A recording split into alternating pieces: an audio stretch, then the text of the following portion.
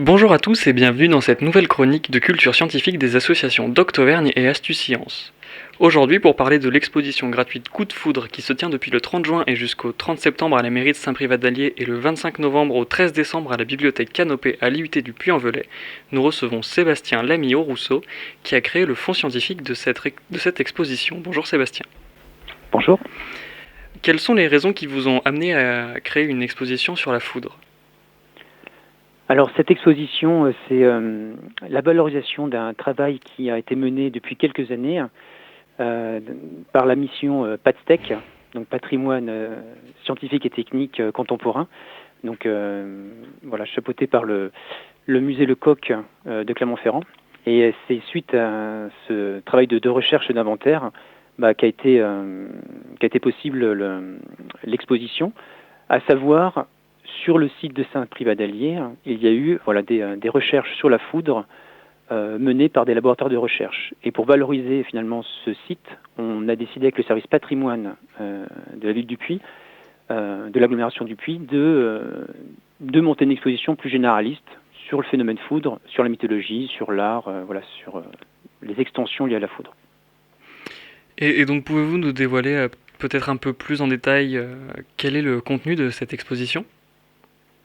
Voilà, donc comme je disais, c'est d'avoir un point de vue transversal sur la foudre, à la fois sur la mythologie, sur le lien avec le domaine artistique, comment les artistes se sont emparés du thème de la foudre, sur les croyances populaires, quelles étaient les croyances liées à des pierres, liées à certains phénomènes pour se protéger de la foudre.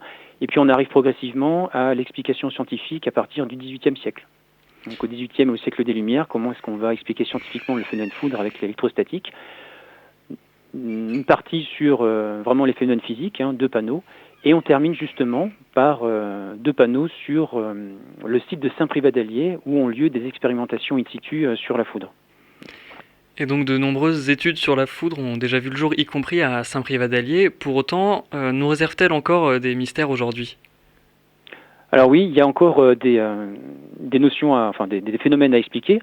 C'est vrai qu'il y a eu toute une batterie de mesures de 1973 à 1996 sur le site de Saint-Privat, mais dernièrement, là c'était en 2018, fin 2018, il y a une campagne en Corse justement pour étudier le phénomène la relation entre la pluie et l'initiation d'une décharge électrique. Et ça c'est encore assez mystérieux. C'était des études déjà menées à cette époque-là, mais c'est encore un sujet d'étude.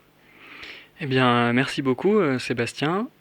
Et quant à vous, chers auditeurs, si vous souhaitez en savoir plus sur cette exposition, n'hésitez pas à consulter le site lepuyenvelay-tourisme.fr. De même, pour connaître toute l'actualité de la culture scientifique en Auvergne, connectez-vous sur le site ecosciences-auvergne.fr.